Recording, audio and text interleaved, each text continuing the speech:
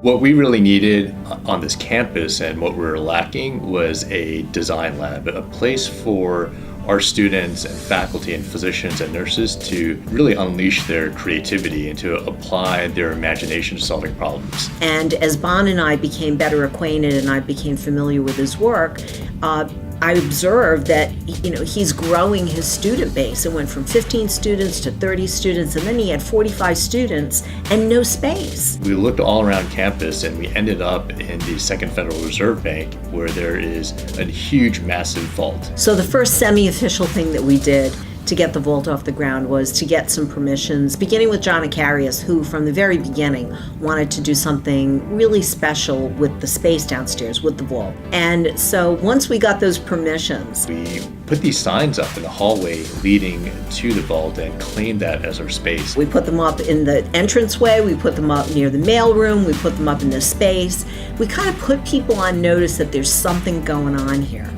Now, as it turns out, people didn't necessarily figure out what it was we were doing, and so they continued to use the vault as a repository. When we first entered into the space, it was literally a disaster.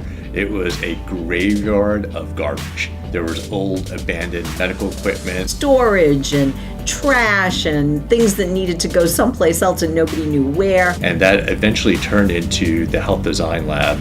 So the day that we were getting ready to open the vault officially, we had Mayor Kenny scheduled to come, and there was this really wonderful moment for me with Steve and with Bon when we were just kind of observing what we had done. And it's really become one of the extensions of the innovation pillar and really thinking about how to drive innovations in healthcare. And we really couldn't have done this without the leadership of the innovation pillar and working hand in hand and side by side with them. The innovation pillar's work to create and support the vault and the work that's going on there is really representative of the change and the future of the innovation program and where Jefferson is going. The vault itself signals change. It's a place where new and different types of things are happening, starting with Bon Ku's students in the design lab and moving forward to all kinds of other places across the clinical entity. More and more, we're finding clinicians, practitioners, health and wellness providers across the entity who are really, really interested in coming to the vault and using it